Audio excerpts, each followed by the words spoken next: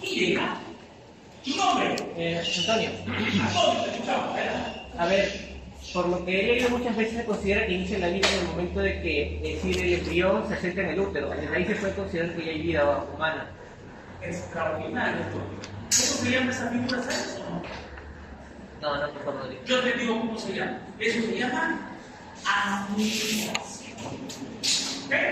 Hay que oír también el inicio de vida para que ustedes se den cuenta que no es fácil. O sea, por eso dice la vida, pero ¿cuándo comienza la vida? Hay dos teorías. ¿Ya? Dos teorías. Miren. La primera teoría se llama teoría de la fecundación, ¿no? La fecundación. Primera teoría, fecundación. Cuando el espermatozoide se une al óvulo de la mujer, ¿no? Ahorita vamos a ver ahorita justamente cuando iniciaría. Fecundación. Primera teoría, entonces. Algunos dicen, ¿cuándo comienza la vida? Cuando el espermatozoide ingresa al óvulo. Lo fecunda. Aquí comienza la vida. Pero hay un problema grande. Miren ustedes, un problema tremendamente grande.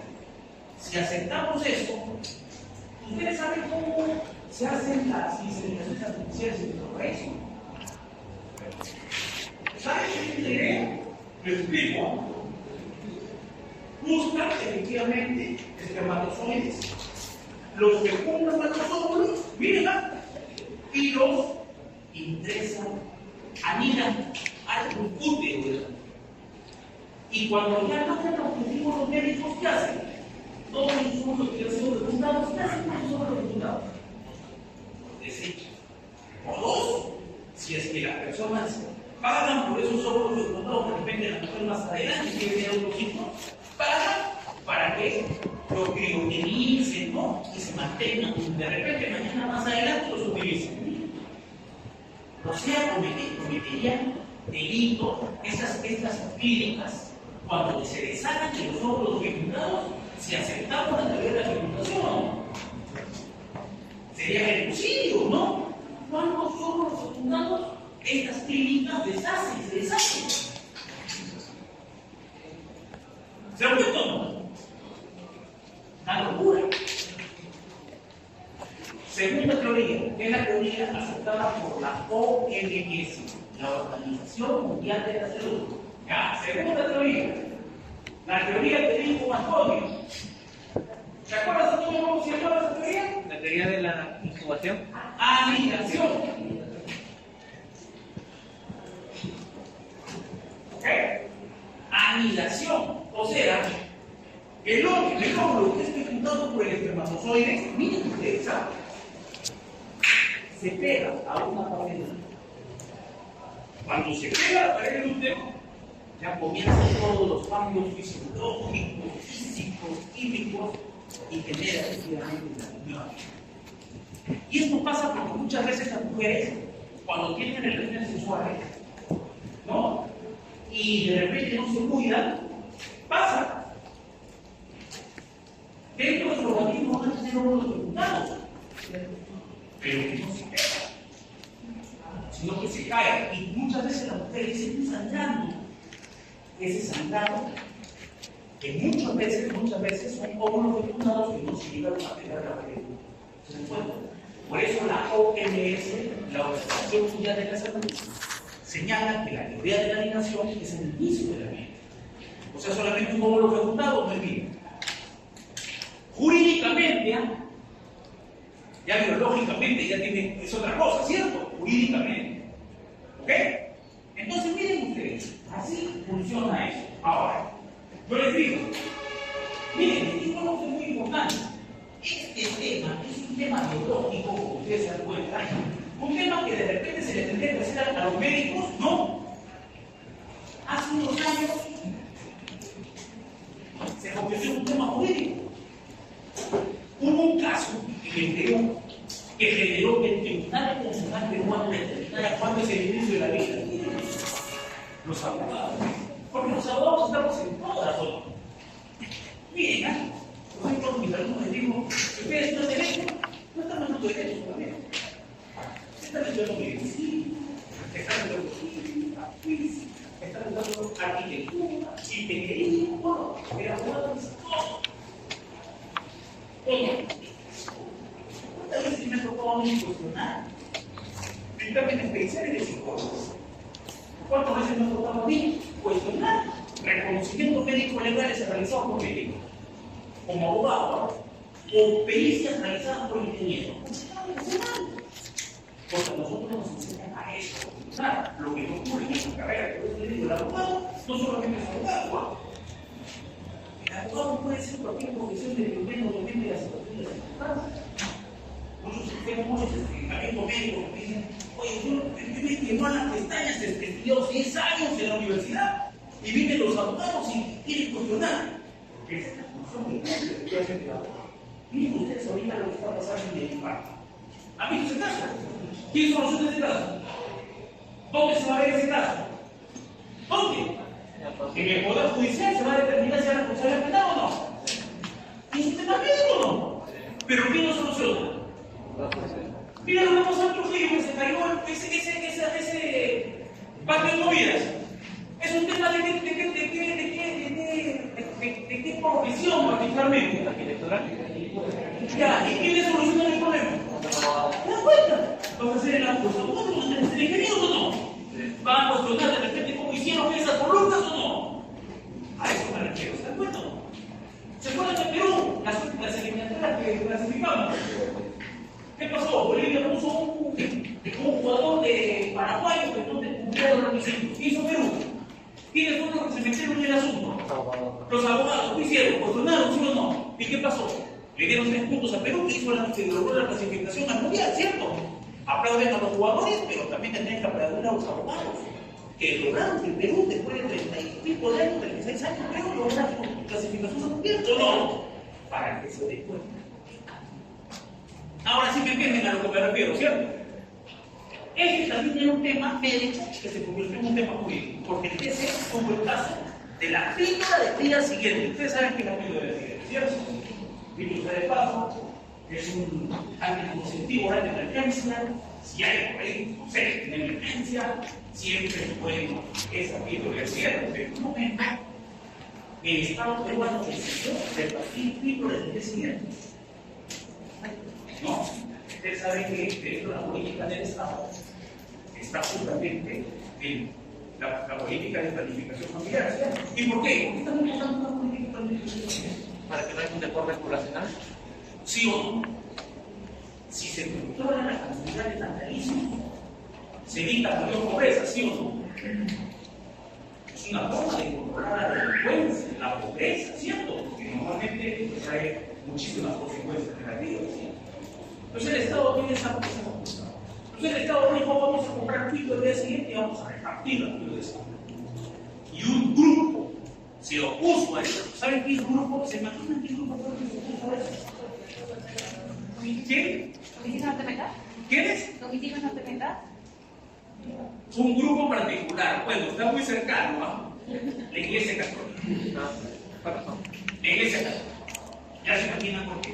Dice, ¿esto qué significa? Darle pito al siguiente a los jóvenes significa que los jóvenes, pues, libertinaje, ¿me entienden o no?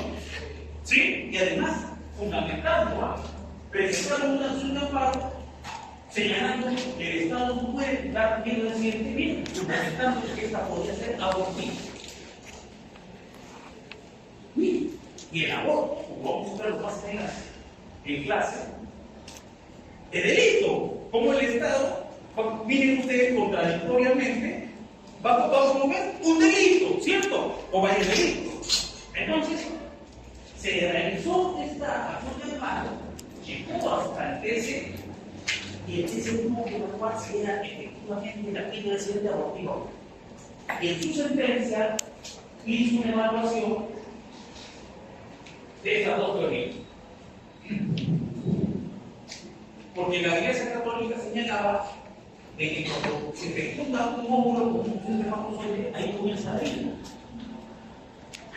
Entonces el TC dijo, caramba, hay dos teorías, la anilación, fecundación. El Ministerio de Salud dice que es la anilación, el OMS dice que es la anilación. Pero la pregunta del TC era, si aunque aceptaran una anidación, podría ser abortiva una píldora de vida sexual.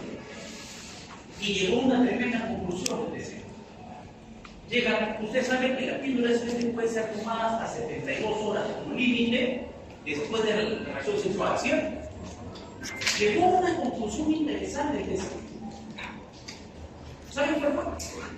Que si la píldora del día siguiente se toma cerca de las 72 horas, existía la posibilidad de ser abortivo. Miren ustedes, o sea, si es que la persona después de haber realizado la transición toma la píldora, es bien difícil de que sea abortivo. Pero si hay un óvulo fecundado que cae a la pared del útero y se pega a la pared del útero, que puede ser, miren ustedes, antes de las 72 horas, ¿qué va a hacer la píldora siguiente? ¿Qué hace la píldora siguiente? Genera una segregación de una mucosa en las paredes del útero. ¿Para qué?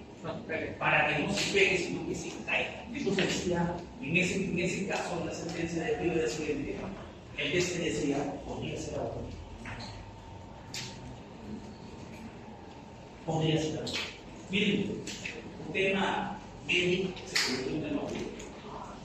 Tremendamente importante para poder determinar cuándo inicia la vida. Esa fue la primera vez en el que el Tribunal Constitucional peruano determinó que el inicio de vida se da a través de la teoría de la anidación. Entonces, cuando existe un óvulo anidado en la pared del útero, un óvulo fecundado anidado en la pared del útero, ahí comienza la vida. Desde ahí una persona podría cometer delito de aborto. Cualquiera de los delitos de aborto va a un más allá. Ahí comienza la vida bien. ¿Ok? Vamos a la primera diapositiva. Esta es la primera diapositiva. ¿Ok? Estamos señalando acá dos teorías que les he indicado y se ha establecido, como ya les he dicho, a través de la OMS y jurídicamente también en nuestro país, que la teoría de la anidación es la que efectivamente es la que da inicio.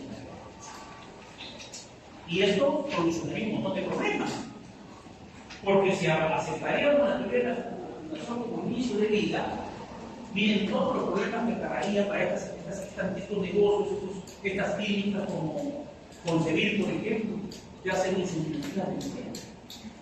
¿De acuerdo? Todo el problema legal que se generaría. ¿Qué le parece? Ahora viene la siguiente pregunta. Ya sabemos cuándo empieza la vida, ¿cierto? ¿Desde cuándo contemplamos la vida? Ahora la pregunta, creo que de repente es un poquito más difícil, más fácil, no sé, pero vamos a ver. ¿Y cuándo una persona muere?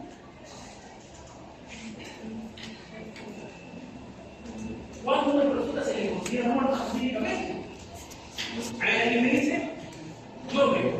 ¿Cuándo? ¿Escuchamos? Así, muy bien. Eso se llama jurídicamente muerte cerebral. Cuando el cerebro muere, y mejor dicho, no puede, deja de funcionar. Ya la persona jurídicamente está muerta. Ustedes han escuchado a este cantante muy conocido argentino, Gustavo Cerati, ¿no? ¿Sí? ¿Han escuchado Cerati o no? Cerati, ¿no? De Soda Stereo, vocalista de Soda Stereo. Bueno, también hace un cantante solista, ¿no? ¿Se acuerdan que Gustavo Cerati haciendo sus conciertos en varias escuelas? Parece que consume algo, ¿no?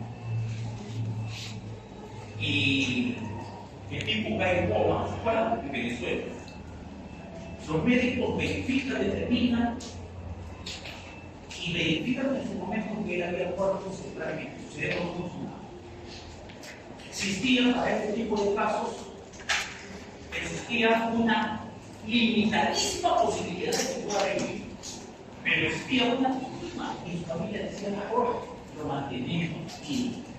Entre comillas, porque estaba muerto jurídicamente, ¿cierto? Lo mantenemos artificialmente, y quién sabe, un milagro, ¿no? Mucha gente espera milagros, hay milagros que ocurren en el ámbito de la medicina. Pasaron creo que 6 años, y bueno, hasta los médicos empezaron no hay nada que hacer, su madre también seguramente tiene la más interesada de que mantenerlo, habrá dicho que se nos va a sacrificar, no hay ninguna otra apoyada hasta los 6 años, ¿no? No corre que nunca vuelva, entonces mejor que descanse en paz. De comida, está muerto como jurídicamente ya estaba fallecido, pero lo mantenía artificialmente, respirando por respiración artificial, pero su cerebro no. Y el cerebro ya había fallecido. ¿Ok? Muerte. Y entonces significa que estamos muertos. Esto va a ser interesante porque más adelante vamos a hablar también de un episodio de los que será este caso. Ya, eso es importante. Ya. Vamos a la siguiente. Entonces ahí se estableció en ustedes la muerte cerebral y por tanto la persona está fallecida. Cuando los médicos diagnostican muerte cerebral, eso significa que la persona ya está muerta jurídicamente. ¿Y eso qué también implica? Implica que sus órganos pueden ser sacados para ser trasplantados a otra persona. ¿Cierto? Ahora, yo les hago una pregunta. ¿Quién de ustedes en su DNI señala que está usando un antes de órgano? Una, nada más. ¿Alguien más? ¿A dos? Bien, ustedes. Y efectivamente somos pocos, ¿cierto? Bueno, si somos pocos, no. Porque yo también digo no en mis vídeos. Bueno, que yo también tengo una justificación. Soy abogado penalista, soy mal pensado. No, abogado penalista siempre mal pensado. Uno está pensando y dice, ¿qué pasaría si yo de repente tengo la posibilidad de que me puedan curar de repente algún mal? No. De repente los médicos pueden lograr que yo sobreviva. Pero es que yo sé que está tratando a vivir por chico, más o menos 200.000 soles, el riñoncito, más o menos 150.000 soles. ¿Me entienden a lo que me refiero? Esa es la desconfianza a la que está reuniendo. Este 5 vamos a estudiar otro delito más adelante. El último delito que vamos a estudiar este ciclo, intermediación onerosa de la luz. El último delito que vamos a estudiar. Yo pienso que está muy bien, es para todos los principios salvaría muchas vidas. Pero en nuestro país, lamentablemente, hay muchísima desconfianza. Muy bien, no debemos de dejar. Muerte legal es la constatación durante 30 minutos y a la persistencia de 6 horas después del comienzo de coma, con algunos signos, ¿no? Ausencia total de respuesta cerebral, estímulos externos y pérdida total de conciencia. Ausencia de respiración espontánea, sábado con Gustavo Cerati, del que vamos a hablar también bastante durante las clases, sobre todo con el toque de delitos sexuales. Hay muchísimas letras de uso de fe que están basadas justamente en temas sexuales. No podía recordar respirar espontáneamente, necesitaba artificialmente respirar. Ausencia de reflejos encefálicos y motilidades mediáticas o en posición invertida sin que respondan estímulos corticos intensos y encefalograma blanco. ¿Han visto ustedes que en las películas, cuando alguien muere, han visto que el encefalograma no? Es plano, ¿no? Lineal, ¿no? ¿Ok? Entonces, esta, miren ustedes, es considerada la muerte.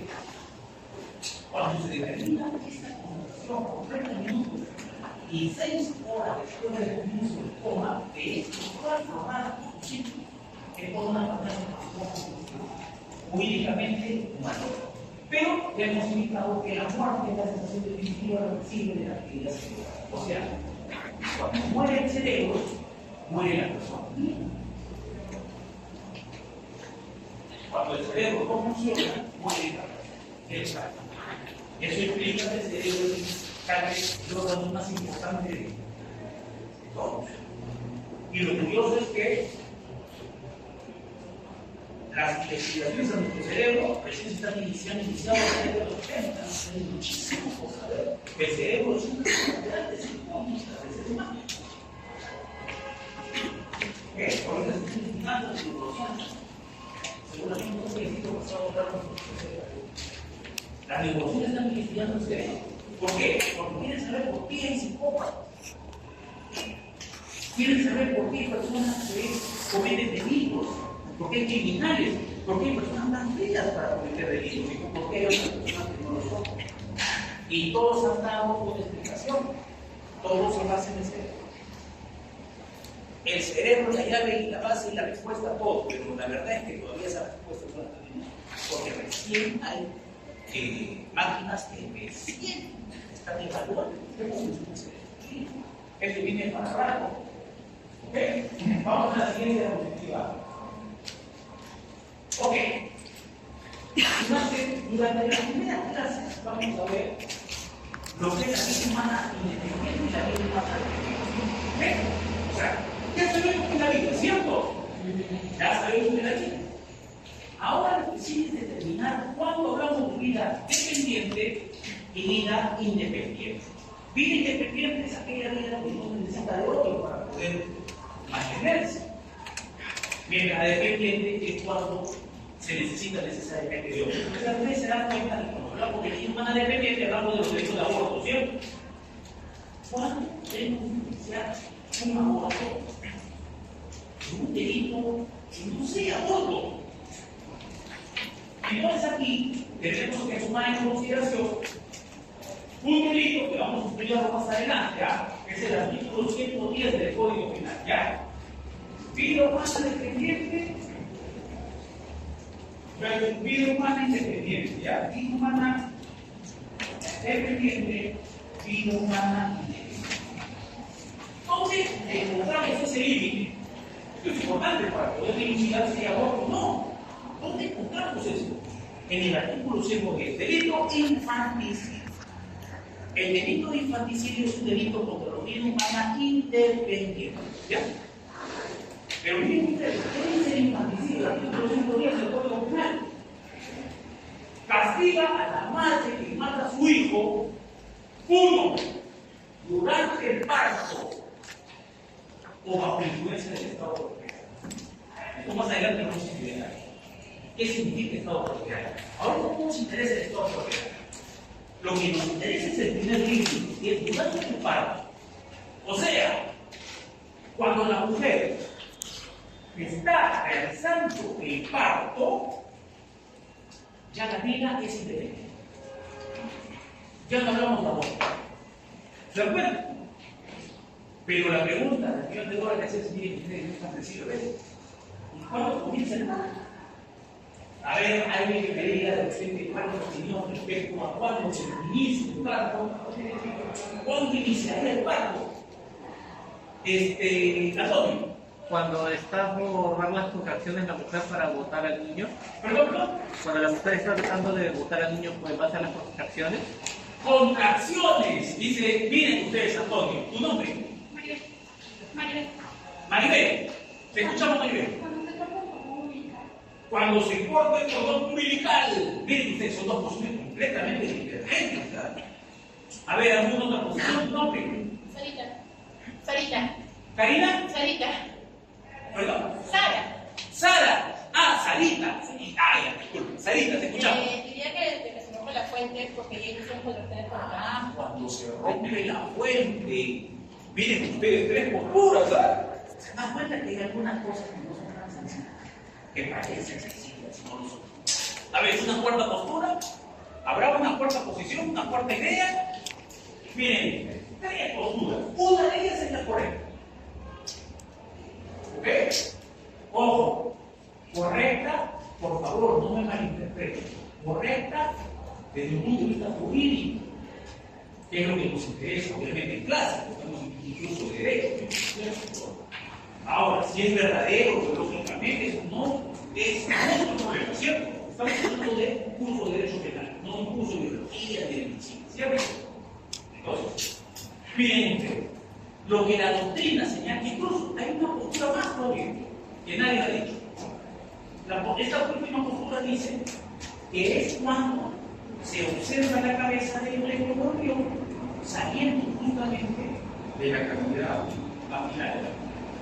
¿Ve? Se observa la cabeza, pero lo que señala la doctrina mayoritaria que comienza, miren ustedes, la vida humana independiente comienza como miembro de un territorio con la contracción de un santuario. Tal como lo digo, cuando comienzan las primeras contracciones de la madre, ya se establece de ese momento que ella ya está en esa etapa de parto, comenzando. Entonces, con las primeras contracciones, ya no va a ser cuando una persona, una mujer, está en sus contracciones y de repente mata a su hijo, o un tercero mata a ese feto o embrión, cuando la madre está en plena contracción, ya no estamos hablando de aborto. Si no estaremos hablando de infanticidio, si lo comete la madre, y si lo comete un tercero, estaremos hablando de un homicidio. ¿No? O parricidio si es un vínculo familiar, dependiendo obviamente de las características de la persona que se ¿entiendes? O de repente, si el médico hace una mala práctica, homicidio culposo. Se encuentra, pero ya no será aborto. El límite entonces del aborto es el parto. Cuando comienza el parto, la causa de vida humana independiente, la nombraremos vida humana, perdón, la nombraremos vida humana dependiente, la nombraremos vida humana independiente. Entonces, ese es el límite del artículo 110, el libro que más adelante lo vamos a estudiar es interesante, ¿ya? ¿Ok? Muy bien. Vamos a la siguiente diapositiva. Vamos a hablar de primer delito. Está tipificado en el Código Penal, homicidio simple, artículo 106 del Código Penal. Sí. Si han traído su código, ahí dicen, no, es sencillísimo, ¿no? El que mata a otro, ¿no? Miren, así se establece el delito. El que mata a otro, ¿no? El que mata a otro. ¿No? Y luego viene la consecuencia jurídica, ¿cierto? ¿No? La pena. No, el que mata a otro se desacierta, viene la consecuencia. El delito, el tipo penal, el homicidio simple es el que mata a otro. Ustedes, qué simple. Por eso es un nombre, sencillo. Matar a otro. Ojo. Ustedes se acuerdan de su curso seguramente de castellano, no me acuerdo, estaba en primaria, me acuerdo. Mi profesora me enseñaba, ¿se acuerdan de sujeto, el predicado, el verbo? Y yo no hacer una cosa similar. Por ejemplo, si yo les digo, ¿dónde está el sujeto activo? El que mata a otro, ¿dónde está el sujeto activo? Ahí, en esa frase, el que mata a otro. ¿Quién es el sujeto activo? Así es. Bien, ya. Este es el sujeto activo. Sujeto activo. El que. Término neutro. Hace años atrás, recuerdo que se hablaba cuando yo estudié penal, derecho penal parte especial. Mi profesor me decía, cuando se utiliza un término neutro, el que significa que el delito es un delito común, que puede ser cometido por cualquiera. Eso ya no es así. Ya no es así. Porque, por ejemplo, vamos a ver que las Cortes siempre nos han decidido que el delito de feminicidio es un delito especial, solamente lo puede cometer un hombre. ¿Y qué dice el artículo 108 B del Código Penal? El que mata a una mujer por su condición. El que. Término neutro. Bien. ¿Ok?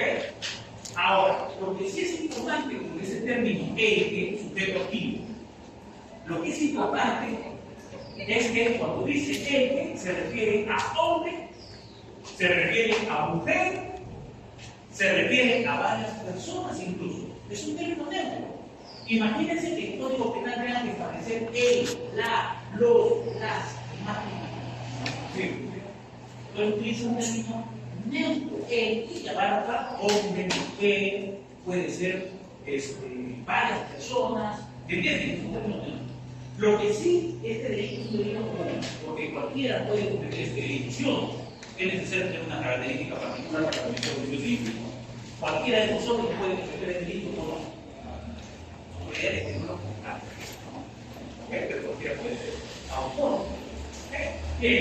Ahora, sujeto pasivo del delito. ¿Quién es el sujeto pasivo ahí en esa frase? otro, miren, otro, ¿no? Efecto pasivo. La víctima. Eso significa que para que exista homicidio, si yo agarro y digo una película no vale nada, me tiro del último piso del edificio, me lanzo del último piso, pero sobrevivo. El Nacional Penalmente producido por haber querido matar a sí mismo. Para que exista homicidio hay que matar a otro. El suicidio no es delito. El suicidio no es delito. Es una conducta desviada desde la criminología, como es una conducta desviada. Pero no es delito del suicidio, ¿cierto? Bueno, a menos que haya alguna situación particular. Me piden, por ejemplo, un cuerpo suizo y ya encima de alguien y lo lesiono. Sería mala suerte, ¿no? O me caigo encima del carro de alguien y lo daño, ¿no? Ya sería otra cosa, habría que establecer otra situación. ¿Ok? Pero el suicidio como tal no es considerado delito. ¿Ok? Para que sea una persona sancionada tiene que matar a otro. Y ese otro también puede ser hombre, puede ser mujer, puede ser varias personas, como una bomba en una casa y mueren varios, ¿no? Puede ser varios. Ahora, ustedes me dicen, una mujer puede ser víctima de homicidio. Porque más adelante vamos a ver que para que sea un homicidio, hay características específicas que tienen que cumplirse. No es solamente matar a una mujer. El mismo tipo penal dice por su ¿cuánto por ciento? ¿Ya? Ok. Y lo más importante, ¿cuál es el derecho? El derecho. Acá, ¿qué se llama en el derecho penal? Se llama verbo rector. Y es importante establecer el verbo rector, ¿por qué? Porque cuando establecemos el verbo rector, ahí nos damos cuenta cuándo se considera el derecho, cuándo se considera el derecho. Miren, aquí le voy a mostrar. Miren más que es importante, miren. Mata. Este es el verbo rector. En el derecho penal, el verbo es el que determina cuándo se consuma el delito. ¿Eso qué significa? ¿Cuándo hablamos de un delito consumado de homicidio? Cuando logro matar a una persona. El verbo es matar. Si logro matar a la persona, configura el tipo penal. Profe, y si no logro matar a la persona, grado de tentativa, artículo 16 del Código. Vamos a ver un ejemplo para que ustedes vean. Hace unos años hubo un caso muy interesante en mi caso. Un exfutbolista de selección peruana fue a una reunión social, se peleó con otros sujetos, sacó un arma, se produjo una balacera, ¿ok? Varios heridos. Después de varios meses, uno de las víctimas, el agraviado principal, el agraviado de este futbolista, declara. ¿Y saben lo que dice? Dice, miren, resulta que este futbolista se tenía conmigo. Él sacó un arma de fuego, me apunta en el rostro y me dispara. La bala, miren ustedes, ¿han visto la película? La bala ingresa por la velocidad del impacto, sale por la nuca, pero no simplemente como la rodilla. Entra por la boca, sale por la nuca, no simplemente como al hospital, quedó mal grave.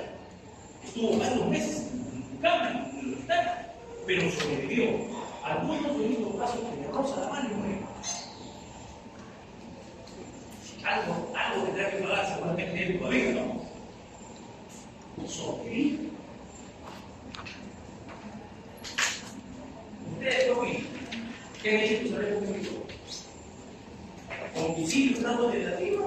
¿O por lesiones de estragos? ¿O lesiones graves? ¿Qué piensan? ¿Tentativa? ¿Por qué? ¿Por qué sería tentativa? Porque tenía intención de matar, nadie dispara la boca con intención de matar. Así es. Bien. Le quiere lesionar disparando en la cara de la persona. Cuando alguien te dispara en la cara, ¿qué significa eso? ¿Me quiere matar? ¿Saben cómo empezó la fiscalía de ese caso? Eso es.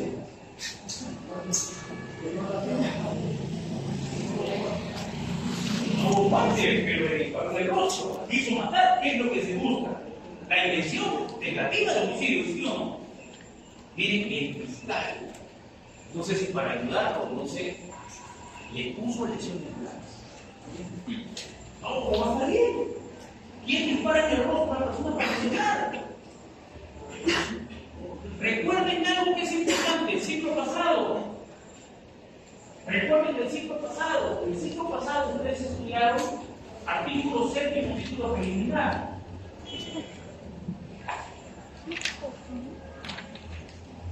En el artículo 7º, título preliminar, que es un principio fundamental que siempre es culpabilidad o responsabilidad penal, ¿se acuerdan o no? ¿Qué dice el artículo 7º, título preliminar? ¿Dice acá en el código? ¿Dice el código? 7º título preliminar, por favor. ¿Tu nombre cuál es? Karen, por favor. 7º título preliminar. Miren ustedes lo que dice, ¿ah? Bueno, la verdad es que a veces es necesario explicar. O sea, para alguien de repente que es abogado dice, miren, es fácil, ¿no? Pero obviamente va a mantener, vamos a explicar qué significa lo que dice el artículo 7º, porque creo que necesita una breve explicación, ¿ah? Una breve explicación. Vamos a hacer título preliminar. Lo primerito. Listo. Fuerte, cara, para que Artículo 7. Responsabilidad penal. La pena requiere de la responsabilidad penal del autor. Queda proscrita toda forma de responsabilidad consecutiva. miren ustedes, queda proscrita toda forma de responsabilidad objetiva. Requiere la pena la responsabilidad del autor. Queda proscrita toda forma de responsabilidad objetiva. ¿Qué significa eso? El derecho penal no es responsabilidad objetiva. ¿Qué significa eso? Así es. Muy bien. No te sancionas tú por el resultado que se produce. ¿Por qué se sanciona en el derecho penal? Una, ¿cómo se llama la intención? Dolo. Pero no solamente por dolo, sino por culpa. Entonces lo que se castiga en el derecho penal es dolo o culpa. ¿Cómo se llama eso? Responsabilidad subjetiva. O sea, en el derecho penal solamente se castiga por responsabilidad subjetiva. O sea, se tiene que determinar si es dolo o culpa. Si no hay dolo, no hay culpa, no hay delito. O sea, porque produce un resultado lo voy a condenar a una persona, no, porque hay que establecer si hubo dolo o culpa en el accionar de la gente, sujeto activo. Yo puedo haber producido un resultado, de repente muerte, pero si no tengo dolo, no culpa. ¿Se dan cuenta o no? Lo que hizo este fiscal que fue verificar el resultado. Ah, no, se le produjo lesiones graves, entonces le dijo lesiones graves. Lo que hizo ese fiscal es no aplicar el artículo 7º, que es un principio fundamental del derecho penal, es constituyente, es un principio fundamental, es algo que los estudiantes aprenden en parte general. Pero fíjense, lo que hizo ese abogado, ese fiscal, es una barbaridad, ¿no? ¿Qué significa eso? ¿Qué significa que está proscrita la responsabilidad objetiva? Significa que a nadie se le puede castigar por un caso fortuito o fuerza mayor. En el derecho penal no se castiga el caso fortuito o fuerza mayor. ¿Qué se castiga en el derecho penal? Dolo o culpa. O sea, se tiene que establecer si hubo intención del sujeto de cometer el delito o si infracción. No hay que tener cuidado y eso contiene un resultado. Punto. Sarita. Y agarramos el ejemplo cuando te pasaba una clínica con el suero, entonces este protocolo podría ser la farmacéutica simple de la clínica como tal, ¿no?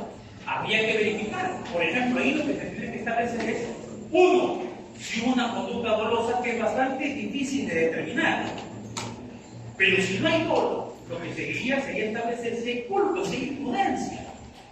¿Qué significa eso? Si ha habido negligencia. Yo creo, por lo menos, los primeros que han hablado han señalado que había una cantidad superior al cloruro de sodio de lo que tendría que darse. Y eso es una negligencia, sobre todo en el ámbito médico. Alguien tendría que ser responsable de ese negligencia. Yo creo que la farmacéutica pero no tanto la clínica. O sea, la farmacéutica fue que con un puesto lo mandó, usted estaba todos los parámetros, pero se estaba. Pero ojo, bien, ojo, cuando cualquier empresa compra un producto, hay que verificar si tenía la obligación de evaluarlo, verificar si cumple los requerimientos exigidos. Si dentro del protocolo exige esto y no se hizo, entonces ¿qué vamos a decir? Que hubo un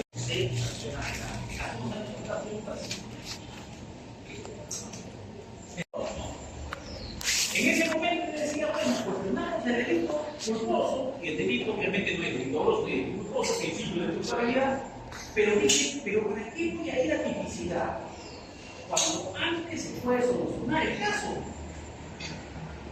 Caso de la legislación.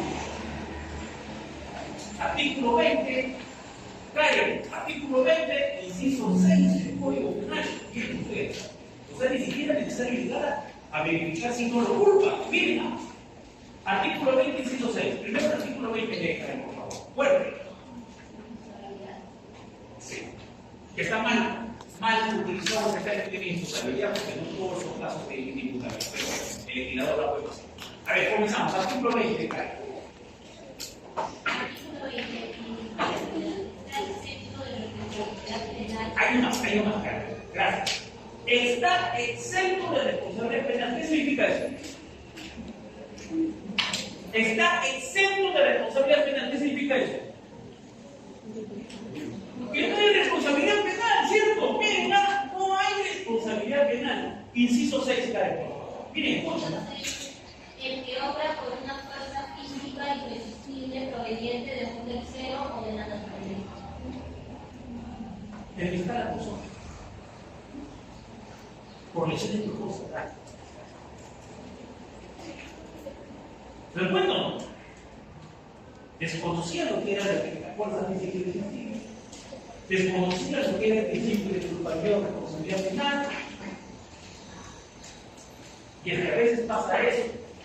A veces el fiscal, erróneamente, ya con eso también muchos de ustedes entenderán cómo funciona el ámbito del derecho penal. Erróneamente, muchas veces la fiscalía, ¿qué hace? Castiga por el resultado producido.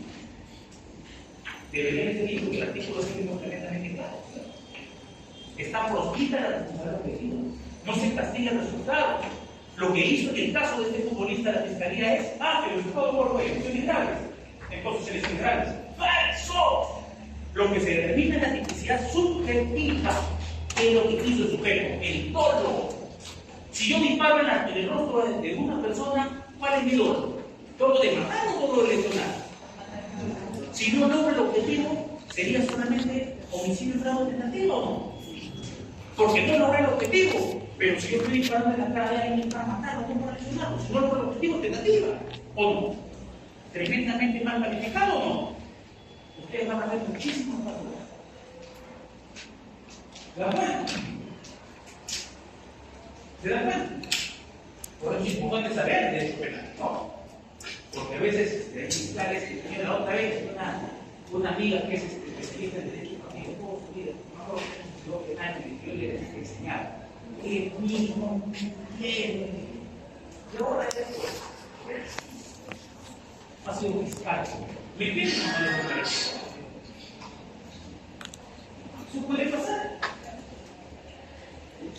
Entonces, siempre es bueno por eso. Es más justo para educarse.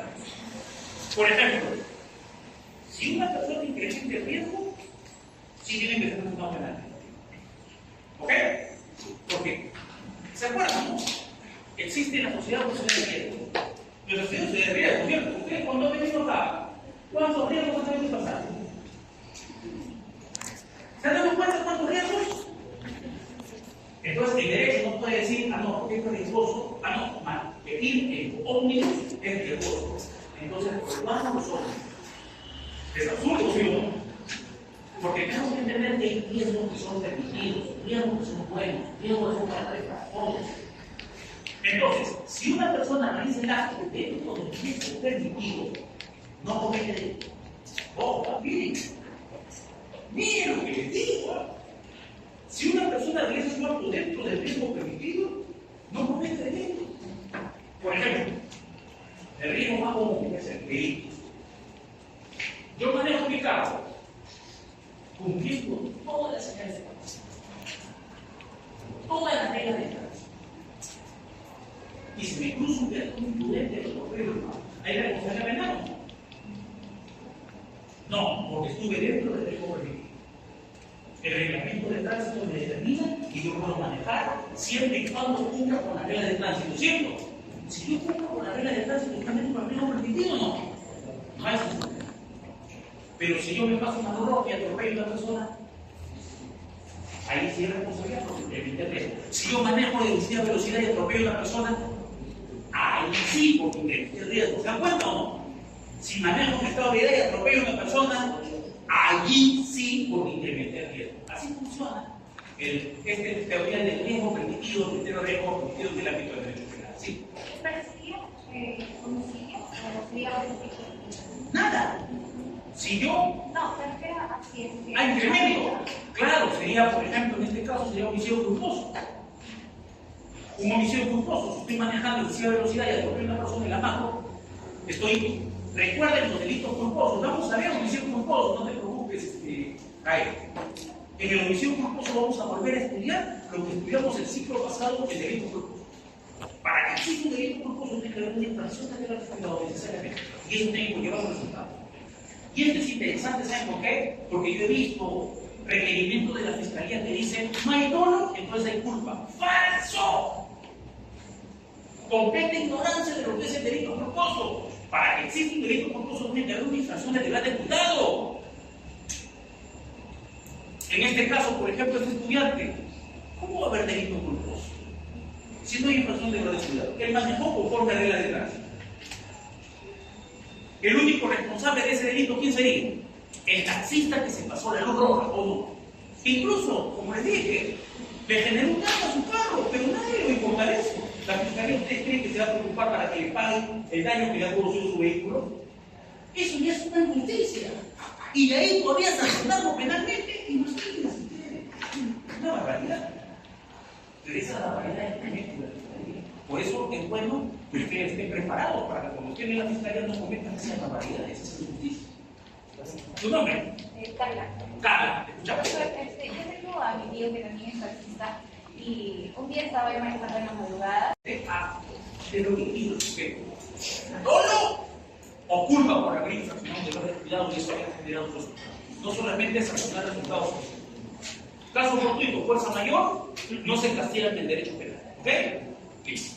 Vamos a lo siguiente. Ok. Vemos el delito de los miren ustedes homicidio simple, ¿no? Conducta típica, matar a otro.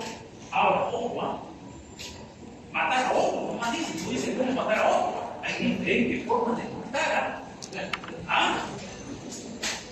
Claro, pero a veces uno tiene una granada, una metralleta, una puñalada, siempre. Miren, de repente yo sé que una persona sufre el corazón. Yo sé que si yo le doy un susto, se muere. Y se muere. Yo también soy homicida o no. Claro, miren ustedes. Y hay otra, ese tipo de homicidio por omisión impropia. ¿Se acuerdan de la omisión impropia? Homicidio por omisión impropia, por no hacer algo, estás obligado a hacer por tu deber. Miren, ese caso bastante común que sale en los libros de derecho penal. Una persona se está ahogando, el salvavidas se hace loco. Dice, pata, yo le digo, este caso está quitado a mi enamorada. Y me hago el loco como salvavidas y no me meto a salvar la vida y muere esa persona. Cometo, miren ustedes, homicidio por omisión impropia. Homicidio por omisión impropia, porque he afectado mis deberes de carácter. Yo como salvavidas, ¿cuál es mi obligación?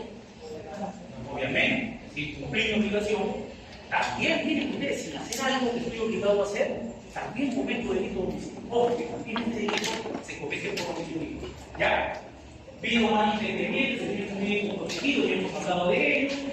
Sujeto activo, ya hemos citado, ya puede ser cualquiera, y sujeto pasivo también cualquiera, ¿no? Es un delito común cuando se consuma con la muerte. Eso significa que este delito es un delito de resultado. Es su característica. ¿Cuál es el resultado que se exige? La muerte de la persona, ¿no? De la víctima. ¿Ok? En este caso, ¿puede darse tentativa? Sí. Recuerden que la regla en los delitos de resultado es que puede haber tentativa. En los delitos de resultado hay tentativa, sin ningún tipo de forma. Y si hay tentativas, se aplica el artículo 16 del Código Penal. El juez, miren ustedes, disminuirá prudencialmente la pena, es el artículo 16 del Código Penal. La pena está por debajo del mínimo. Profe, ¿y por qué tentativa la pena está por debajo del mínimo? Porque para un delito consumado se aplica la pena entre el mínimo y máximo. Entonces, obviamente, la tentativa tiene que estar por debajo del mínimo. ¿Me entienden o no? Y otra cosa, ¿por qué, profe, la tentativa se castiga con menor pena que el delito consumado? Porque la tentativa pone en peligro el bien jurídico, mientras que el delito consumado no lo afecta completamente. Pues hay una diferencia. Por principio de proporcionalidad de pena, no pueden tener la misma pena. El poner en peligro que efectivamente haber afectado, ¿sí? Sería completamente injusto, ¿sí? Son dos cosas completamente diferentes. ¿Ok? Ahora, es delito doloso, ¿ok? Se comete con cualquier tipo de dolo, cualquier tipo de dolo puede ser cometido en esta conducta de conocimiento, y la persona quiere matar a otra, vale, o la apuñala, todo de consecuencias necesarias, ¿se acuerdan ustedes? No lo que se ha notado como llamamos dolo indirecto, todo de consecuencias necesarias, ¿no? Cuando la persona quiere cometer el delito, pero sabe que hay consecuencias necesarias que pueden afectar a los conflictos jurídicos. Por ejemplo, si quiero matar a una persona, incendio el edificio jurídico, yo sé que puedo matar a otras personas más. Pero digo, bueno, entiendo después es algo que tiene que darse y efectivamente prendo fuego y mueren otras personas. Se dice en el ámbito del derecho penal que todas las personas que mueren también están dentro del ámbito del derecho. Mi dolo no solamente es el que quise matar, sino también a todas las personas que efectivamente mueren. ¿Ok? Y el dolo eventual, que es el más cuestionado de todo. ¿Se acuerdan ustedes? ¿Han conocido el caso de Utopía, por ejemplo? La aristoteca, ¿se acuerdan? Miren ustedes, en el dolo eventual, la persona está realizando un acto. Miren, este acto es peligroso. El sujeto dice, sí podría hacerlo, puede generar un trabajo. Sin embargo, no le interesa continuar. Es el dolor. Es muy cuestionable el virtual porque es muy cercano a nuestra punto muy la diferencia es mínima. En el caso de Turquía, la Fiscalía dijo, las muertes son 25 jóvenes que fueron por omisión imputó omisión culposa.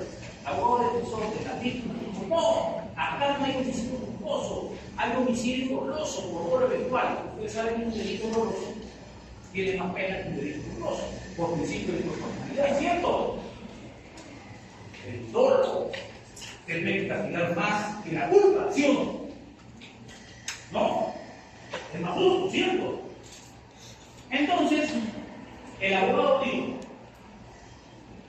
han metido más gente de la que deberían haber metido en la discoteca. Han seguido metiendo gente. Ellos sabían, los organizadores sabían de la fiesta, de que esto no un riesgo para las personas. No es decir, que ustedes continuaron metiendo sus entradas, continuaron con sus hasta que efectivamente se descubrió que salen. No había testigo. El consentimiento es ineficaz. Artículo 20, inciso 10. El consentimiento es ineficaz. No se aplica estos casos de consentimiento, ¿no? La ley se considera un bien jurídico indisponible, ¿no? ¿Saben lo que es el consentimiento, no? ¿Se acuerdan, no? Dale, por favor. Artículo 20, inciso 10. Artículo 20. Está exento de responsabilidad penal, ¿no? Inciso 10, por favor. Escuchamos, ¿ah? Miren, consentimiento. Miren lo que dice el consentimiento. Artículo 20, inciso 10. El que actúa con el consentimiento válido de titular del bien jurídico de libre disposición. Miren, está exento de responsabilidad de esa calle el que obra, miren, con autorización del titular del bien jurídico o con el consentimiento del titular del bien jurídico de libre disposición. Miren, una persona uno no puede decir si es que, si una pareja tiene una relación sexual consentida, ¿no? Yo le pregunto de repente a mi pareja, vamos a tener actividad sexual, ya vamos a mostrar, tenemos acceso carnal, ella mañana no me va a ir a denunciar porque ha habido relación sexual, ¿cierto? No porque hubo consentimiento. Es una eximente responsabilidad penal, ¿cierto? Recuerden que el consentimiento siempre es ex-ante y no es post. Esto es importante, ¿saben por qué? La Corte Suprema sacó una resolución hace poquito, se nada más. ¿Saben lo que dice? Resulta que un par de padres, una pareja, se van a los hotel. ¿Ya? Conversa el tipo con la chica, y dice, ¿sabe qué? Vamos a hotel, la chica dice, ¿qué? Están teniendo actividad sexual vía vaginal, ¿ok? Vía vaginal. Y luego el tipo quiere tener acto sexual vía anal. La golpea a la chica, la penetra analmente, y la chica al día siguiente lo denuncia por violación sexual, porque ella solamente había consentido vía vaginal. Y la Corte Suprema lo condena porque imita eso. El consentimiento era por vía vaginal, no por vía anal. Entonces hay violación sexual todavía. ¿Qué les parece?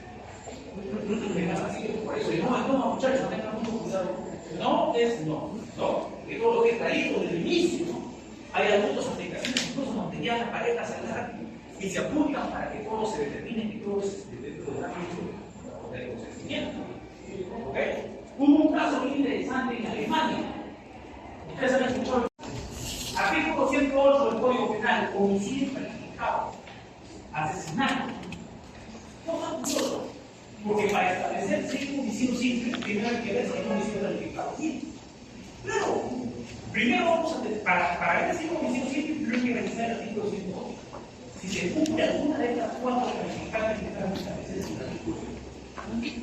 Cuatro circunstancias que agravan la pena.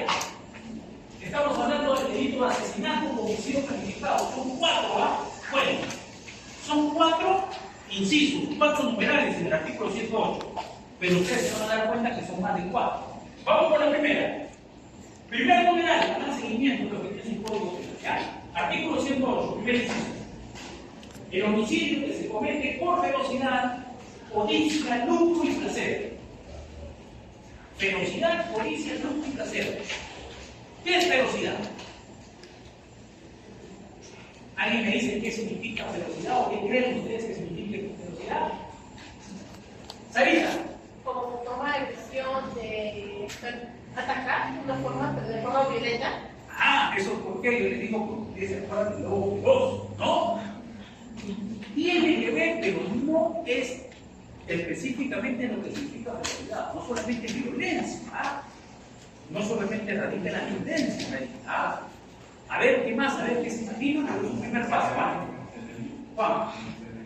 Con el saneamiento, no. Vamos a ver más adelante eso. Vamos a ver gran crueldad. Que es otra cosa, miren. Normalmente, perfecto, Juan. Porque normalmente se confunde eso. ¿Tu nombre? Chantal. ¿Chantal? Chantal. Chantal, escuchamos. Por un motivo inhumano. Por ejemplo, si yo saco una metralleta y quiero disparar a todos del salón. Algo así. Así es, tienes razón. Miren ustedes, ferocidad significa inhumanidad en el mundo. ¿Qué significa? Que la persona mata sin motivo o con un motivo insignificante. O sea, yo mato a tal persona porque me cae mal. Eso es matar por ferocidad. Sarina, sin motivo o con un motivo insignificante, un motivo trivial, ¿no? Mínimo. ¿Entienden? Es un ejemplo en la vida real. Ustedes se acuerdan del caso de Goran Martínez, ¿no? Holandés, ciudadano holandés, ¿no? Sabemos. Pero recuerden que Goran Martínez había sido la última persona que había visto una chica que se alejada, creo que se llama, se perdió una luz, desapareció una luz. El último sujeto que vio a esa señorita fue él. El último sujeto, incluso una película hicieron, una película de televisión en esa época cuando se dio el caso Goran Martínez. Esa película se hizo famosa en Lima, me acuerdo que todo el mundo veía la película de esta chica, de la desaparición de la chica. La última persona que ella estuvo con él. Sabe Dios que el Señor ha tratado también de la religión de la chica. Por eso tengamos mucho cuidado. Mi mamá me decía, cuide de las manos que me la traban y yo. Hay que cuidarse porque a veces uno dice, mira,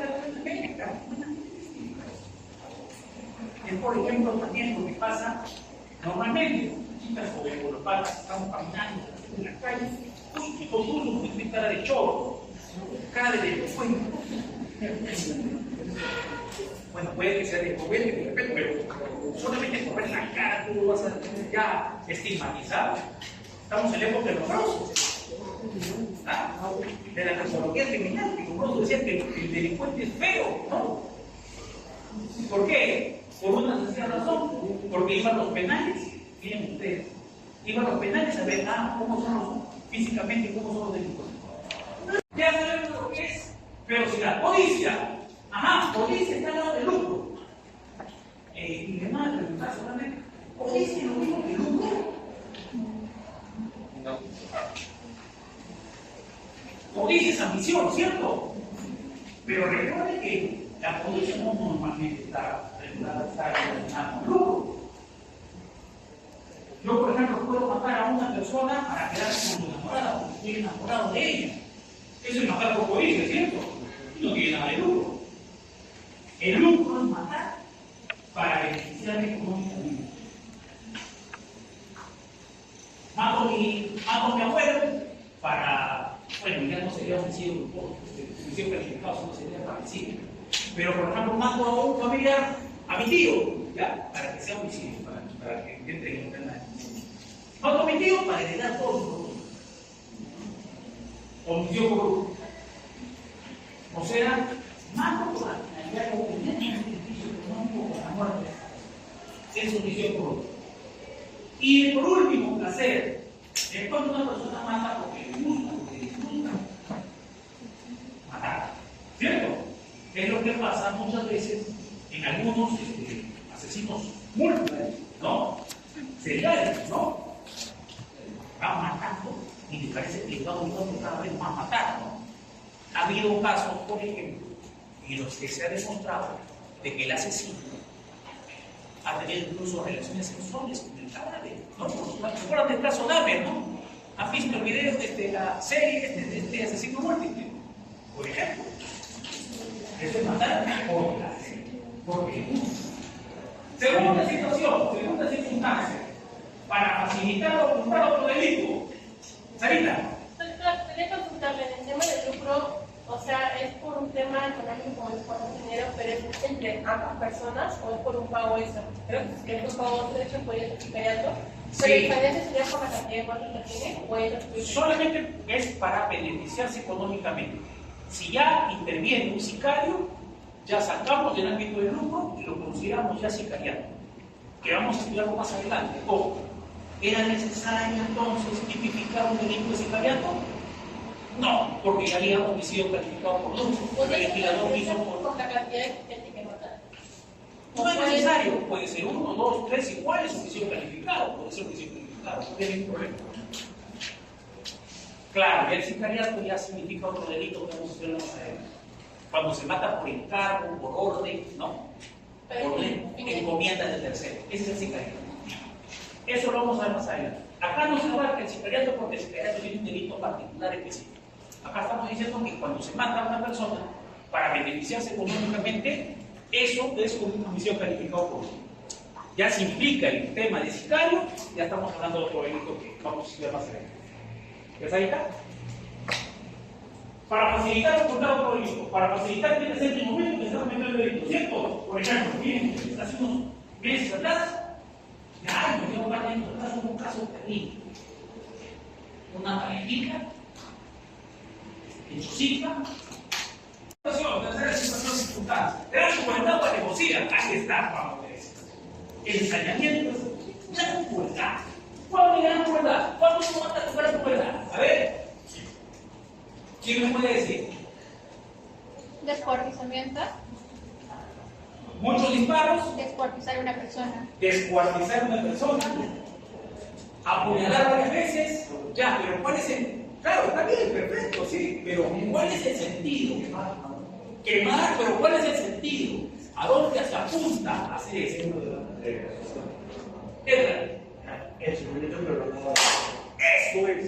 Eso es matar con gran crueldad. Hacerlo sufrir a la víctima. El sadismo es disfrutar de golpear, agredir a una persona. ¿Qué es sadismo? Es médico. ¿No? Es cuando a una persona le gusta golpear, siente placer golpear. ¿No? Se da sobre todo en alguna pareja. Es decir, para que sea considerado un homicidio calificado tiene que haber ensañamiento, pero el nombre, digamos, establecido en el 108 es gran crueldad. ¿Qué significa eso? Hacerle sufrir a la víctima lentamente, poco a poco, cuando es innecesario. Sí.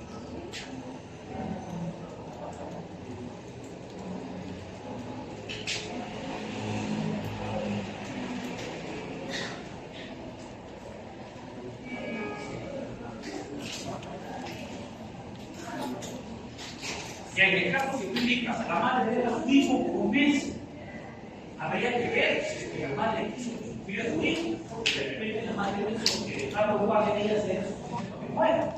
Desde mi punto de vista, es difícil que sea una cosa. En el caso que tú me dices, sería un parricidio, ¿no? Un parricidio que es un delito agravado, como vamos a ver el día de hoy. Que existe una pena mayor para el homicidio, ¿no? Pero digamos que no creo que haya gran crueldad en ese caso. Para que exista gran crueldad, por ejemplo, la madre que tendría que haber hecho. Debería de haberme cortado un dedito, por ejemplo, una manito, rigurosamente. ¿Alguien me dice? Matar alevosamente. Alevosía. De manera desleal. ¿Tu nombre? Kevin, Kevin, te escucho. alguien que mata de manera traición, de manera desleal, alguien que, por ejemplo, estás en un barranco y empieza a empuja. No, más que eso, Kevin, se es como es, desde un punto de vista penal. Matar por alevosía es matar aprovechándose de la confianza de la víctima. O sea, la víctima no piensa de que tú lo vas a matar, y eso te aprovechas para efectivamente cometer el delito. Por ejemplo, en el caso que le dije de Cora Matreglón, también se consideró que había un homicidio calificado no solamente con velocidad, también con alevosía. Porque acuérdense que Cora Matreglón dijo a la chica, vamos a mi habitación donde podemos jugar en línea, y la chica dijo, ¿por qué? Porque la chica, ¿qué pasó con la chica? Nunca pensó que Cora Matreglón iba a durar.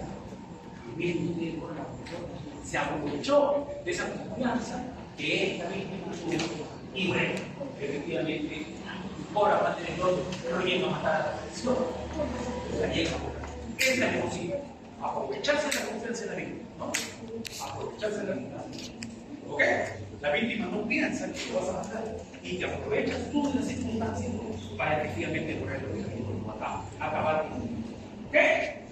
Y última, miren ustedes, ¿ah? Matar con fuego, explosión, veneno. No, perdón. Fuego, explosión, nada más. Ya el veneno ya fue sacado del mundo. Fuego, explosión u otras circunstancias que pongan en peligro la vida de otra persona. Fuego, matar con fuego, obviamente. Para muchos dicen que es un acto de crueldad. Explosión, ¿no? Veneno, no, veneno no.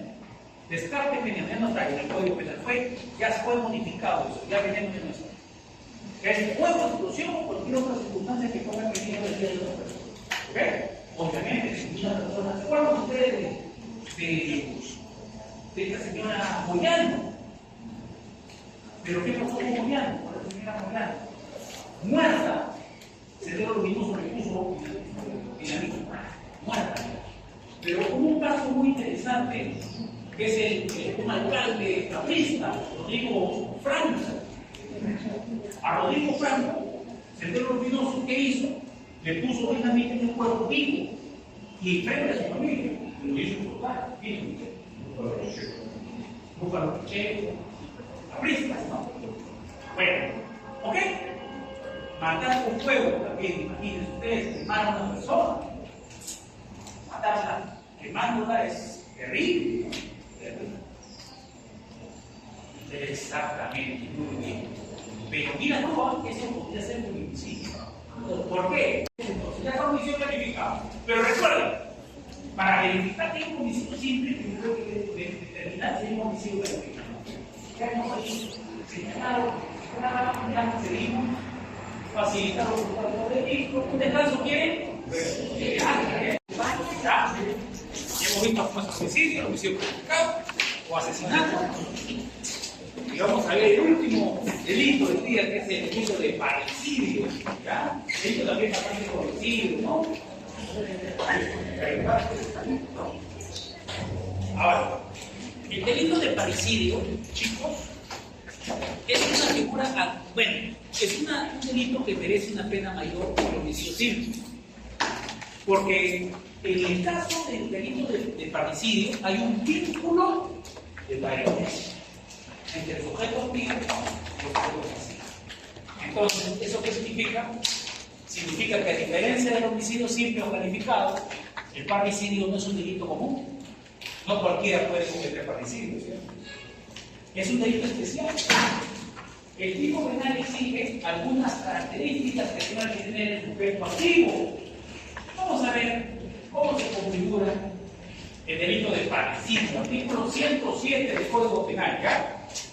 Artículo 107, Código Penal, parricidio, ¿ya? Miren ustedes, así se configura el parricidio, ¿ya? Dice el artículo 100, dice, el que a sabiendas,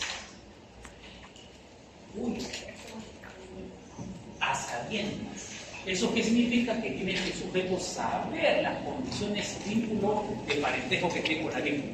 Eso demuestra el dolo, ahí demuestra el dolo, el que a sabiendas, ¿no?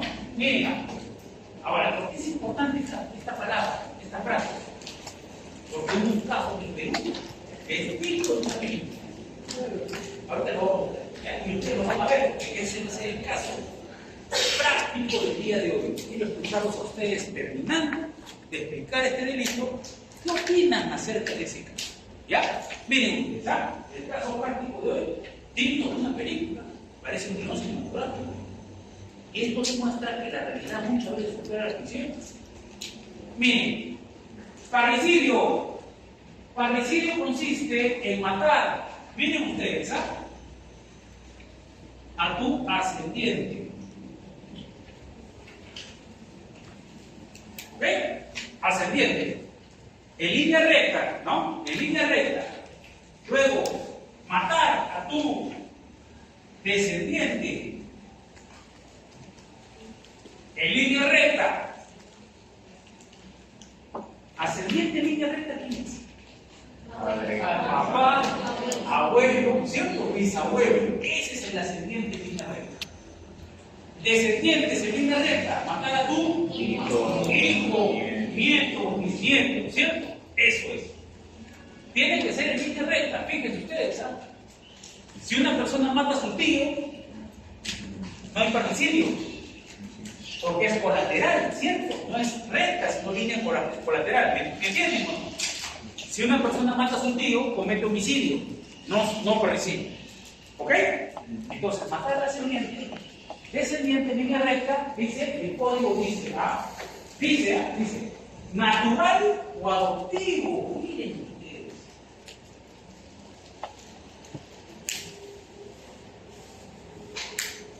Natural o adoptivo. Dice, o sea, a tu hijo biológico, a tu abuelo biológico, a tu papá biológico, ascendiente, descendiente biológico o adoptivo, ¿no? Bueno, miren ustedes que el legislador penal ha querido poner esta frase para que no se escapen las personas adoptadas, de repente digan, no cometió parecido, sino homicidio, ¿cierto? Pero si ustedes se dan cuenta, jurídicamente no era necesario que lo señalen, porque ya sabemos todos que los familiares adoptivos tienen los mismos derechos y por tanto los mismos deberes que los naturales, ¿o no? Pero bueno, el legislador hizo, obviamente, para que nadie diga que en el derecho penal siempre se favorece el reo, yo también me puedo favorecer de esto, el legislador dijo, ponemos naturales adoptivos. ¿Ok? Ahora, no solamente matar al ascendiente, descendiente, sea natural o adoptivo, sino también matar uno al cónyuge. ¿Quién es el cónyuge? Pero en el ámbito civil, siempre el matrimonio civil es el que determina que una persona sea casada con otro, ¿cierto? Porque yo conozco casos en los que algunos se han casado religiosamente, no tiene vínculo jurídico. ¿Ya? Conozco por ejemplo, un amigo mío que para descansar, que ha sido en COVID, se casó con otra conocida mía, también amiga mía. Ellos eran fiscales, trabajaban en una sola fiscalía libre. Entonces, si es que ellos se casaban civilmente, uno tenía que irse a otro distrito fiscal. Entonces, para no hacer eso, se casaron, miren ustedes, ella la leche de la cama, se casaron religiosos, ¿no? Que no tiene vínculo jurídico y por tanto seguían trabajando en el mismo distrito fiscal. Ok, cónyuge, y luego viene también matar o al concubino, ¿no? O conviviente, ¿no? ¿Quién es el concubino? ¿Quién es el conviviente? De acuerdo al derecho de personas. ¿Quién es el concubino? ¿Quién es el conviviente? ¿Ah? ¿Se acuerdan? Sí, pero ¿por cuánto tiempo? 2 años. 2 años, ¿no? O sea, una persona que vive con otra, por lo menos, mínimamente 2 años, ¿no? 2 años. Ese es el conviviente ahora. Pero no solamente aquel que es cónyuge o conviviente, sino que aquel que ha sido en el pasado cónyuge o conviviente. O sea, de repente ya se separó o ya se divorció. Pero el matar a una persona con la que te has divorciado igual es parecido. Matar a una persona con la que ya no convives, pero que en algún momento conviviste, igual es parecido. Entonces, ¿qué es el parecido? Es cuando una persona mata a su ascendiente, descendiente en línea recta, cónyuge conviviente o aquel que ha sido cónyuge conviviente. ¿Ok? Ascendiente, descendiente en línea recta, cónyuge conviviente o aquel que ha sido en el pasado cónyuge conviviente. ¿Ok? Así funciona el delito de parricidio, artículo 107 del Código Penal. Así funciona el delito. ¿Ok? Hay un vínculo de parentesco, como ustedes pueden dar cuenta, y no es un vínculo de parentesco cualquiera. Es un vínculo de parentesco muy cercano, ¿o no? Por eso tiene una pena mayor a la del homicidio. Por eso el parricidio se castiga de manera más drástica que el homicidio. Porque estamos hablando de matar a un familiar cercano. ¿Ok? Ahora dice, el que a sabiendas, así comienza el tipo penal, el que a sabiendas. ¿Qué significa eso? Que el sujeto tiene que saber que está matando a su familiar. Profe, ¿puede haber casos en los que no sepa? Bueno, te comento el caso Marco Arenas, ¿ya? Terminando la clase, ustedes van a leer un poquito y de repente vamos a ver un poquito de este caso. Es un caso digno de una película. Miren, ¿qué pasó con Marco Arenas? ¿Se acuerdan de este caso o no? Vayan chequeando, de repente si estén ahí, vayan buscando información de Marco Arenas. Miren ustedes, Marco Arenas era un joven que un día, cuando se enamora de una chica, y un día decide robarle. Es un delito, pero no puede haber necesidad. Pero recuerden que la mujer, la señora, estaba viva todavía y murió con las quemaduras. Por eso la fiscalía imputó complicidad a la chica. ¿Ok? Así fue la cosa. Miren qué pasó. El papá del muchacho, este muchacho Arenas, le dice, ¿no? Conversa con él y le dice, hijo mío, ¿qué pasó? Que le comenta, ¿no? Esto ha pasado, papá. Y me siento mal porque he matado a mi mamá. Y el papá le dice, hijo mío, no te sientas tan mal. Porque la persona que tú has matado no es tu mamá.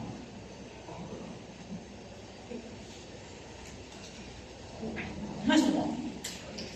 Esa persona que tú creías que te cuidó, que te formó desde niño, no es tu mamá. Tu mamá es otra persona. Y presentan en el proceso a la madre biológica. Le hacen la prueba de ADN y determinan que efectivamente ella es la madre biológica. La fiscalía no le quedó otra alternativa que cambiar el tipo penal de Parricidio. ¿Ah? Homicidio simple. Bien. ¿Por qué? Porque no se cumplió con las características que existe el tipo penal para el delito de parricidio ilegales. Y la pena que recibió joven, yo creo que de 10 años en mano. ¿Qué les parece? Esto parece película. Pero pasó en la vida real. La madre no era la madre. ¿No? No era la madre que lo dijo. Y cambiaron el tipo penal que tienen ustedes de parricidio en homicidio. ¿Ok?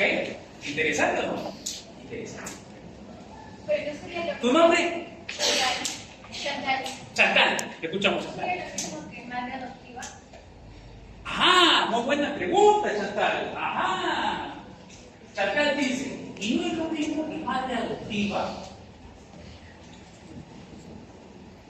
No, porque nunca se hizo el trámite de adopción.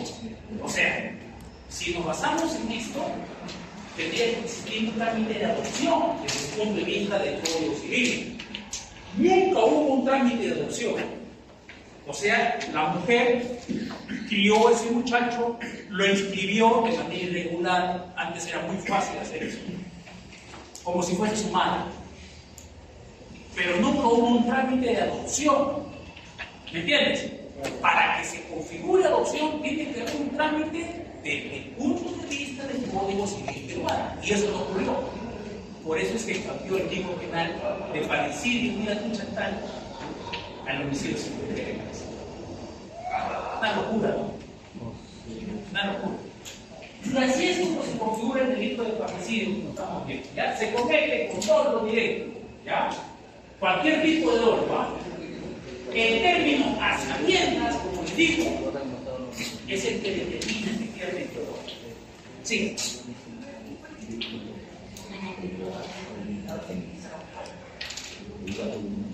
Ah, interesante. Miren ustedes la pregunta de ellos. Sí, mira, ¿por qué si utilizamos fuego? Por una sencilla razón, que seguramente ustedes me van a contestar. ¿Por qué no fue homicidio calificado si utilizamos fuego? ¿Por qué? ¿Qué les he dicho yo respecto a el artículo 6 y el título preliminar del Código? Está proscrita de responsabilidad objetiva, ¿cierto? Ellos pensaban que estaba muerta la persona. Ellos creían que ya estaba muerta, ¿cierto? Por eso lo que querían era desaparecer el cuerpo, ¿cierto? Entre su ignorancia pensaron que quemarlo. Por eso no se abarcó esta figura. Ahora, miren ustedes, ¿sabes? El año pasado, que ustedes explicaron casos de error, hay un tipo de error que se llama, un tipo de error que es un error accidental. ¿Se acuerdan del error, no? Error de tipo, error de condición, error de comprensión culturalmente condicionado, no hay sanción penal, ¿no? Pero hay tipos de errores que tienen sanción penal, que son los llamados errores accidentales. Y hay un error que es un error accidental, que en este caso seguramente hubiese sido interesante que el órgano jurisdiccional que resolvió lo hubiese podido aplicar porque no podía haber aplicado. ¿Cómo se llama esa figura? Fíjense que es un tipo de error accidental. Eso se llama, penalmente se llama dolus generalis. Así es. Dolus generalis, que es un, miren ustedes, en español, ¿no? Dolus generalis. ¿Cómo se da el dolus generalis? Se castiga, se sanciona, no exime de responsabilidad el dolus generalis. ¿Cómo se da el dolus generalis? Cuando la persona realiza un acto y cree que ha consumado el delito como el primer acto, pero no, consuma el delito como un segundo acto. En este caso, este joven creyó haber desnucado a su madre, ¿cierto? Y creyó que había consumado el delito en el primer acto, pero no, el delito se consuma en el segundo acto. Yo golpeo a una persona, creo que le he matado y luego le entierro, pero muere por el enterramiento. Ese es el dolus generalis. Igual se castiga, igual se sanciona, que es lo que ha pasado en el caso de Marco Arenas. Pero en la sentencia de Marco Arenas no hicieron referencia a la ley. Miren ustedes qué interesante, porque podrían haber hecho referencia sin ningún tipo de problema, ¿sí? ¿Y eso por qué? Porque tal vez el juez o los jueces desconocían esta ley. ¿Se dan cuenta? ¿Ok? Eso se llama dolus generalis. Que ha podido ser, hubiera sido interesante tener esa figura de repente en la sentencia. Es interesante, y qué bonito tiene esa sentencia. Pero bueno, no lo utilizado. Cuando podrían haberlo utilizado, por ejemplo. ¿Ok? ¿Qué les parece? Interesantísimo. Recuerden, a sabiendas, el sujeto tiene que saber que está faltando a su papel. Delito doloso. Delito doloso. ¿Ok? ¿Qué más? Dice, se acepta por comisión y por omisión impropia. Ah, también se puede matar por omisión impropia, por parricidio. Por ejemplo, miren ustedes, ¿sabes? Yo estoy a cargo de mi padre, yo tengo que darle medicina para que sobreviva. Y un día digo, ¿cómo le doy la medicina? Para que no muera. Y efectivamente mi padre muere porque ya no le di la medicina. Yo soy el por parricidio, por omisión, no, porque había cumplido mi deber de garante. ¿No? Habría cumplido con mi deber de garante. ¿Ok? Entonces sí se puede dar por omisión impropia también. ¿Ya? Circunstancias previstas en el nivel de 1, 2, 3, 4 agravantes, ¿no? Ah, las agravantes. Si se comete el parricidio, en las agravantes que hemos visto en 108, en las 4, ¿no? En el homicidio verificado. En estas circunstancias se agrava la pena. ¿Ok? Y, como vemos, si la víctima tiene hijos con el autor, otra circunstancia que agrava la pena en el delito de parricidio. ¿Ok? Muy bien. ¿Ok? En el delito de parricidio. Muy bien. Bueno, entendieron más o menos cómo es el tema del delito de parricidio, ¿cierto? Matar a tu ascendiente, descendiente, en línea recta, cónyuge conviviente o aquel que ha sido tu cónyuge conviviente. Así funciona. Ya hemos visto lo que es el homicidio calificado, ¿cierto? Matar por ferocidad, codicia, lucro y placer, para facilitar o ocultar otro delito, por gran crueldad o alevosía, y con fuego, explosión y otras circunstancias le pueda poner en peligro la vida de las personas, ¿no? Y hemos visto el delito de homicidio simple, que es simple, matar a otra persona, ¿no? ¿Ok? 3 primeros delitos. La próxima semana vamos a ver otros más. Vamos a ver algunos delitos, creo que interesantes, creo que un delito interesante que vamos a ver. Sí.